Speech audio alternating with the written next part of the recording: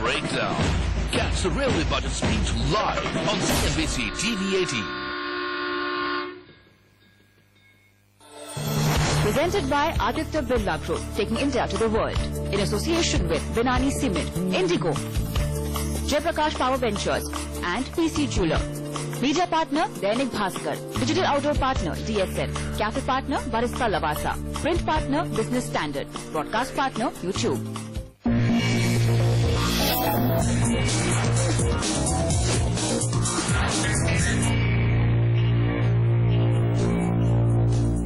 CNBC आवाज पर चर्चा हो रही है कि इस बार का बजट कैसा आएगा।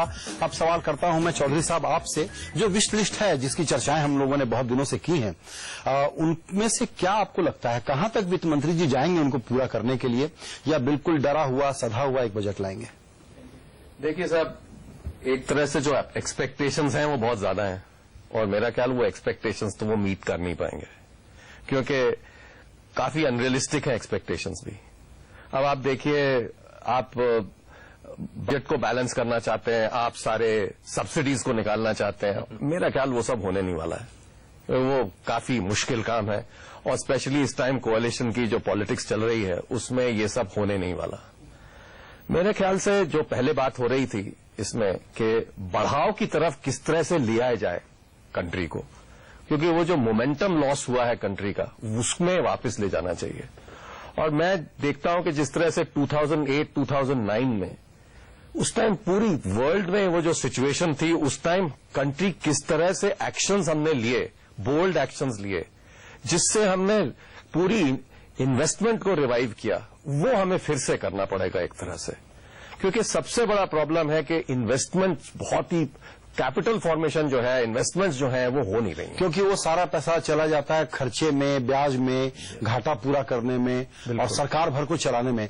वासुदेव साहब, सब्सिडी वाला मसला जो है ये एक्चुअली अब सहन के बाहर हो गया है और ऐसा पॉपुलिज्म का मुकाबला चला है पार्टियों के बीच कि ज्यादा से ज्यादा इंटाइटलमेंट के लिए खर्च कौन करे। आपको नौकरी प्रोडक्टिव नहीं दे सकते तो अनप्रोडक्टिव तरीके से आपकी नौकरी का इंश्योरेंस वाला नरेगा कैसे लागू किया जाए, इसका रोकथाम जरूरी है, ये तो सब मानते हैं। कोई गुंजाइश की कोई शुरुआत होगी उसकी इस बार? देखिए, ये तो कोई नहीं कह सकता है कि भारत जैसे देश में जहां 25-30% से ज्यादा लोग पॉवर्टी रेखा के नीचे हैं तो वहां सब्सिडीज ना हो। सब्सिडीज भारत जैसे देश में होना जरूरी है, मगर साथ साथ ये भी देखना बहुत जरूरी है कि उस सब्सिडी हम किस तरीके से दे रहे हैं, कितनी ट्रांसपेरेंट हैं, कितनी एफिशिएंसीज हैं, कितनी वेल डायरेक्टेड हैं।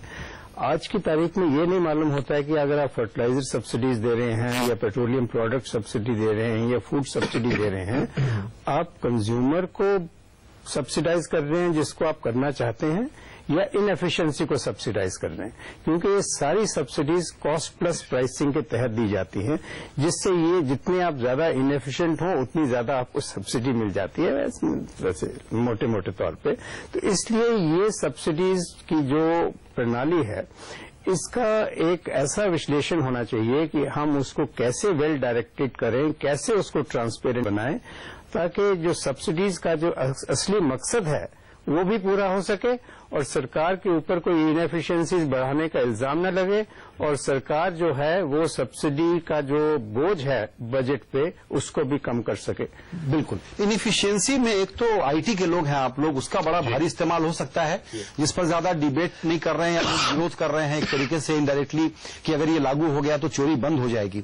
दूसरा सवाल ये जो वासुदेव साहब बता रहे हैं, भसीन साहब, अगर ये करना है कि सब्सिडी का खर्चा कम हो, जो लगता है कि नहीं होगा, जो चौधरी साहब ने कहा कि इन्वेस्टमेंट के लिए पैसा छूटे कहां से, तो इन्वेस्टमेंट को बढ़ाने के लिए क्या टैक्स के जरिए पैसा लाया जाए? पैसा लाएं कहां से?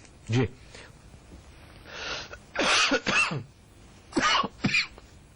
माफ करिए। ठीक है, अब चौधरी साहब आप बताएं। अभी फिर पुराना क्या था, 2G का आ गया, अब 4G पर नजर होगी, फिर 2G दोबारा आने वाला है। डिस इन्वेस्टमेंट के नाम पर प्राइवेटाइजेशन नहीं करेंगे, अपना खाता भरेंगे। आप बताएं। ऐसा है कि अगर कैपिटल फॉर्मेशन करना है, इन्वेस्टमेंट्स बढ़ानी है, तो मेरा ख्याल कुछ टूल्स भी हैं गवर्नमेंट के पास, जैसे इन्वेस्टमेंट अलाउंस, डिप्रिसिएशन, उस तरह के जो टूल्स पहले यूज किए जा चुके हैं उसको कुछ टेम्परेरीली लाया जा सकता है, जिससे उन टूल्स से प्राइवेट सेक्टर के थ्रू इन्वेस्टमेंट्स की जा सकें।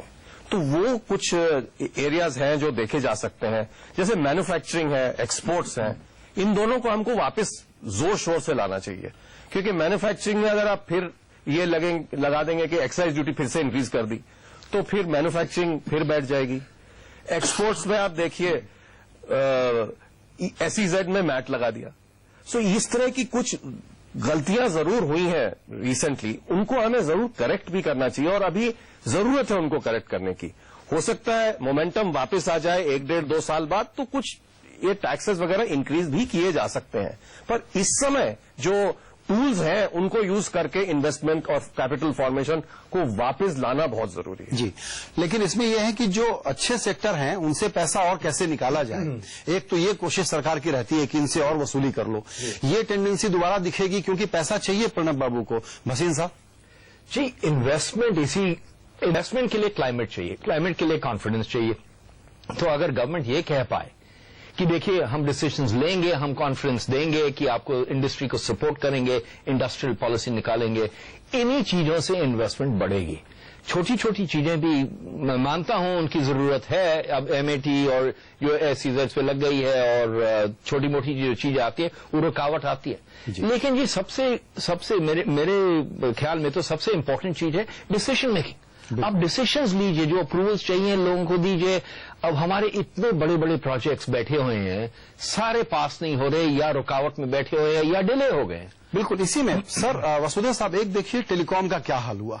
इतना ऊंचा दाम लगाने के बाद कंपनियां कराह रही हैं। एविएशन का क्या हाल है और पावर प्रोजेक्ट कहां अटके हुए हैं। ये 3 सेक्टर इस बात के एग्जाम्पल हैं कि कितना ज्यादा मिसमैनेज करने में हम कितनी इफिशियंसी दिखा सकते हैं। इसको एड्रेस करने के लिए क्या होगा, बजट में कुछ एड्रेस करेंगे या ये कहेंगे कि बजट के बाहर की चीजें? नहीं, बजट के बाहर एक मायने में तो है ही ये चीजें, मगर जैसे प्रमोद बता रहे हैं, आई थिंक मैं इनसे इत्तेफाक रखता हूं काफी हद तक कि एक बिजनेस क्लाइमेट क्रिएट करने के लिए, कॉन्फिडेंस सिस्टम में लाने के लिए कुछ बोल्ड रिफॉर्म्स की तरफ इशारा करना बहुत जरूरी है, ताकि मालूम रहे कि सरकार कंट्रोल में है, सरकार वाकई अर्थव्यवस्था में सुधार लाना चाह रही है। चाहे वो फॉरेन इन्वेस्टमेंट की कुछ नीतियों में सुधार लाया जाए या कोई और GST की दिशा में कुछ कार्यक्रम किया जाए, डायरेक्ट टैक्स कोड की तरफ कुछ काम किया जाए। इस किस्म का कुछ सरकार अगर कोई निर्णय अनाउंस करती है बजट के माध्यम से, तो कुछ कॉन्फिडेंस जरूर मिलेगा कि सरकार वाकई कुछ करना चाह रही है। जहां तक ये बात रही कि आप इन्वेस्टमेंट को बढ़ावा देने के लिए कोई टैक्स इंसेंटिव्स दे दें ना दे दें, जिसकी पहले बात हुई, उससे कोई बहुत ज्यादा फर्क नहीं पड़ने वाला है। जहां आपकी फ्री मार्केट इकोनॉमी है, वहां थोड़ा जो एलोकेशन ऑफ सेविंग्स का काम है फाइनेंशियल सेक्टर करने लग गए हैं, तो लिक्विडिटी आप बढ़ने दीजिए, फिस्कल कंसोलिडेशन करिए, इंटरेस्ट रेट्स आप कम करने की दिशा में कुछ रिजर्व बैंक को कंफर्ट दीजिए। उससे अपने आप मैं समझता हूं कि इन्वेस्टमेंट भी बढ़ेगा, कैपिटल फॉर्मेशन भी बढ़ेगा, और स्टेबिलिटी इन टैक्स रेजीम दीजिए और कॉन्फिडेंस दीजिए कि सरकार कंट्रोल में है, हम रिफॉर्म करने की क्षमता रखते हैं। ये 3-4 बड़े बड़े मुद्दे हैं जिन पे हम रिफॉर्म करने जा रहे हैं। तो ये ऐसा कुछ अगर पैकेज बजट के थ्रू निकले, बिल्कुल, तो जरूर कॉन्फिडेंस मिलेगा। बिल्कुल, आपके पास आता हूं मैं। फिस्कल कंसोलिडेशन और इन्वेस्टमेंट का माहौल बनाने के लिए बजट क्या ऑफर करे, इसके लिए आपने एक लंबी लिस्ट सुनी वासुदेव साहब से। छोटा सा ब्रेक के बाद लौट करके अपने तीनों मेहमानों से और आइडियाज लेंगे कि क्या हो सकता है प्रणब बाबू के बजट के भाषण का एक सार।